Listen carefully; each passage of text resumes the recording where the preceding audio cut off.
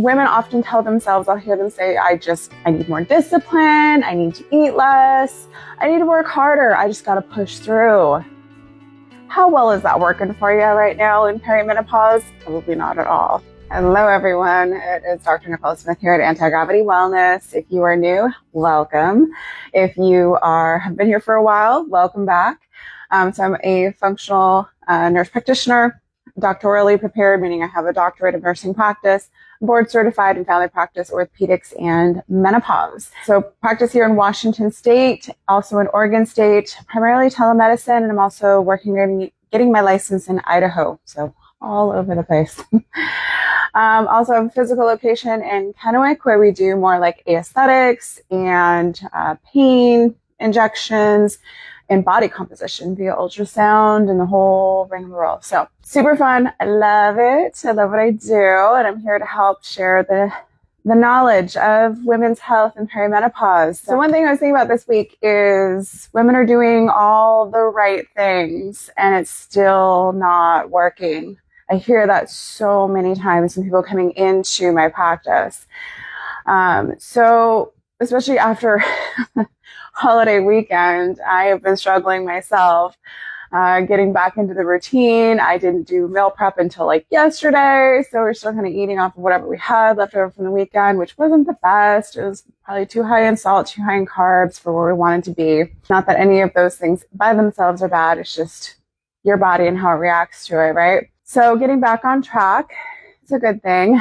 And it's so easy for weekends to throw you off, especially in summertime. And women often tell themselves, I'll hear them say, I need more discipline, I need to eat less, I need to work harder, I just gotta push through. How well is that working for you right now in perimenopause? Probably not at all. Not at all. It will really backfire on us because our bodies are going through this transitionary phase. Progesterone is dropping, your sleep is getting worse, your cycles are getting crazy, your estrogen could be dominant, not because it actually is high, but because your progesterone is low, so you can have worse cramping, more blood clots, heavier periods, more PMS symptoms, breast tenderness, just like feeling miserable. The majority of the time, you might have like 1 week in the follicular phase, the first part of your cycle, where you're like, oh, I feel like a regular human being. And the rest of the time, it just sucks. I know the feeling. And I have so many women come to me who are in a similar situation. Or your estrogen's starting to drop, you're progressing through perimenopause, you're noticing you have skipped cycles, or they can get shorter, and then they get longer, and then they're missing, and then they're gone, and then they're back again. You have no idea what's going on. Like, it's just chaos. And that's really stressful. It's super stressful. You're not making this stuff up. Like, it's really happening to you. But going and pushing yourself even harder is not going to help you at all. We need to know how to work with the body. We are so taught to just ignore the signals from our body. We're taught to ignore intuition. We're taught to ignore things that we're feeling and live in a man's world. We are not small men. We are women with very complex hormonal cycles, and we're all different too. And that's valid. So honoring your body, honoring your cycle, honoring how you're feeling is so important. And it will make you so much more productive, so much more powerful, so much more impactful when you do that. And I know that's hard. I'm an entrepreneur. I'm a solo provider, practitioner. I came from corporate America. I understand. I do. It's really hard to get yourself out of that mentality, thinking that if I'm not pushing myself that hard, I'm not doing what I'm supposed to. I'm going to be in trouble. I'm not going to make the money. I'm not going to make the deadlines. Things are going to get missed. But it's not true. It's just something we bought into. So if you're noticing some things that are off, some common signs and symptoms, afternoon crashes, you just cannot make it through the day without caffeine, or you need a nap every time. No, I ain't mad at a nap, okay? There's nothing wrong with naps. But if you literally cannot function without taking a nap, you need caffeine, you feel like you're just dragging yourself through your day, that's not normal, okay? Waking up at 2 to 4 a.m. on a regular basis. Side note, I did wake up at 2 a.m. today, but that's because I got a lot on my brain And I just decided to get up and start working on my book editing. But I have a very flexible schedule. I have my own practice. I run my own schedule. I'm very fortunate. If I had to go into the hospital like I did a few years ago, that'd be a different situation. I do have patients who, on a very regular basis, several times a week, if not every single night, they're waking up at like 2, 4 a.m. and they can't get back to sleep. And they're chronically sleep deprived. Progesterone can definitely affect that, for sure. Weight gain despite eating healthy. The weight gain that we see in perimenopause and menopause is not as dramatic as people make it out to. It's not like you're not going to instantly gain 10 to 20 pounds in a year. This is not really what happens. What happens is we stop moving as much. Here I am walking on my treadmill desk. We stop moving as much. We stop exercising like we should. And then our hormones start changing, and that also decreases our metabolism. We're losing more muscle than we are building. We cannot rely on youth and estrogen to keep our muscle up. We have to strength train. That's one of the best ways to increase your resting metabolic rate, is to have more muscle on your body. And it will give you those nice curves, so you don't end up skinny fat when you do go and diet. Lose all your muscle mass. It's really bad for you. It also affects your bone density, because what builds muscle builds bone. Okay, so those are very important. And that weight gain tends to shift. So even if we do, like, the average weight gain is really like 1 to 2 pounds per year as we get older, like after the age 35. Now, even everything else controlled, it will feel like more weight than that, just because of that loss of estrogen is starting to shift the fat, where women, we typically store it like, behind our arms and in our lower half, whereas men store it in their bellies. We start storing it in our bellies. And that's that hormonal shift there. So it can feel like you've gained a lot of fat, and just like that little belly right there. Increased anxiety or irritability. Again, that loss of progesterone definitely contributes to that. Brain fog, that can be from estrogen, progesterone, or from thyroid changes, which become more common as we go through perimenopause. Loss of muscle, we talked about that. Testosterone can definitely play a role in that, but estrogen is also our hormone that builds. It's anabolic. But testosterone also plays a role in that, but not every woman drops their testosterone level. Okay, I have women who are low on their estrogen, progesterone, but their testosterone's fine. I'm not going to put them on replacement. They don't need it. They're not symptomatic and they're not low. So there's no need.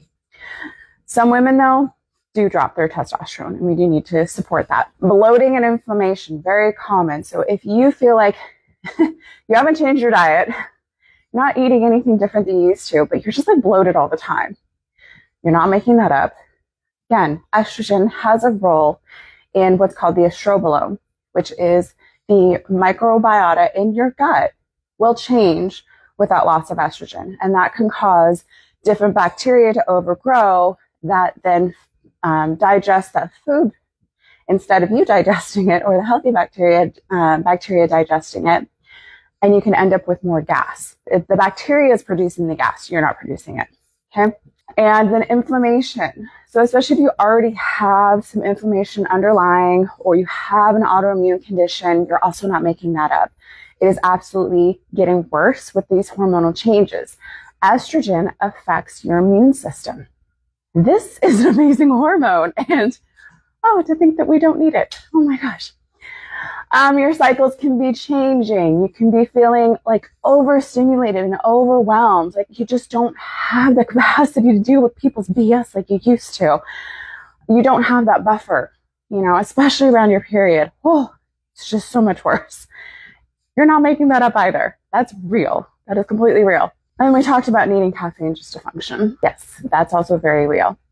I've seen improvements with optimizing some things, trying some herbal supplements, depending on where you're at and what you want to try. Maybe we add some DHEA, which is a precursor hormone that can help with your energy levels. Or maybe you just need to go straight to, now we're on menopause hormone replacement, MHRT. Okay. So working with a knowledgeable provider to help kind of dig into this And if you don't feel like your provider is supportive, go find somebody else, okay? You are not stuck. You're never stuck. And I know a lot of us either don't take your insurance or like myself, I do not bill insurance directly. I do take HSA and FSA, but you need to check with your plan to see if we're covered by your plan. And we do provide super bills, but some insurances just won't cover it. And you might get a little bit back. Other people's insurance is like different and they get more reimbursement. We don't make any guarantees on that. So shopping around, finding a provider that you really connect with, but also keep in mind, this is your health. Like this is your long-term health. And in my practice, I want to curate relationships with my patients that are for the rest of their life. I'm here for you. I'm here to partner with you to give you the best information and to make sure that you are getting that VIP experience. Because I recognize the fact that I charge cash and we're not cheap here. That's not what we do, but we will give you the best quality care we are possibly capable of, me and my team. Okay. And that is my goal. So if that speaks to you, then definitely check us out. You can go to antigravitywellness.com to see more. Check out our services, take the readiness questionnaire, see if it would be a good fit for you. Again, we only practice right now in Washington and Oregon State via telemedicine. And again, I do have a in-person practice in Kennewick that I'm at once a week or so. But usually for more of those in-person services, I don't really see hormone patients there unless I decide that I need to see them in person for some reason. And then Idaho, we're also going to be adding that really soon. And then going to the Menopause Society website, and you can search for a provider there. That's also another option. I am one of 2 menopause board certified providers here within 50 miles of the Tri-Cities. So it's not a super common certification.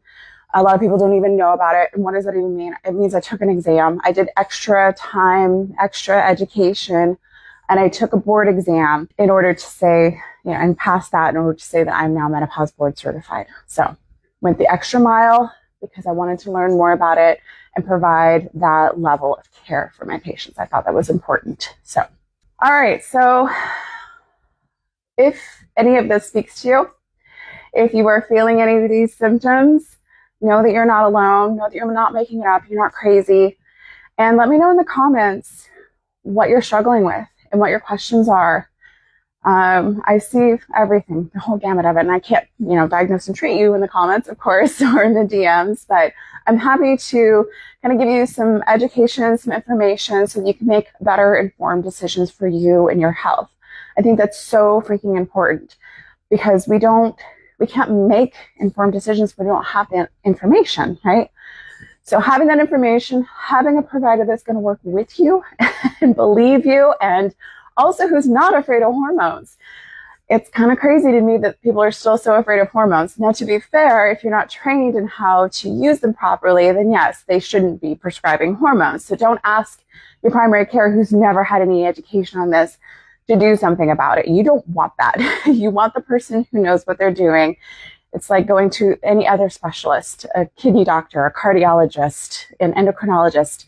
You want the specialist, okay? So this is on top of your primary care. Primary care doctors are usually not very well situated to really dive into perimenopause and menopause care. We're going to work on that, but also it's just a more complex situation. Like I said, specialty care. So that is what I do. A lot of providers are trying to do that. So I hope you find someone that helps you. I hope that this helped you, gave you some information, gave you some empowerment. And reach out if you need any help or have any questions. All right, guys, have a great day. Bye.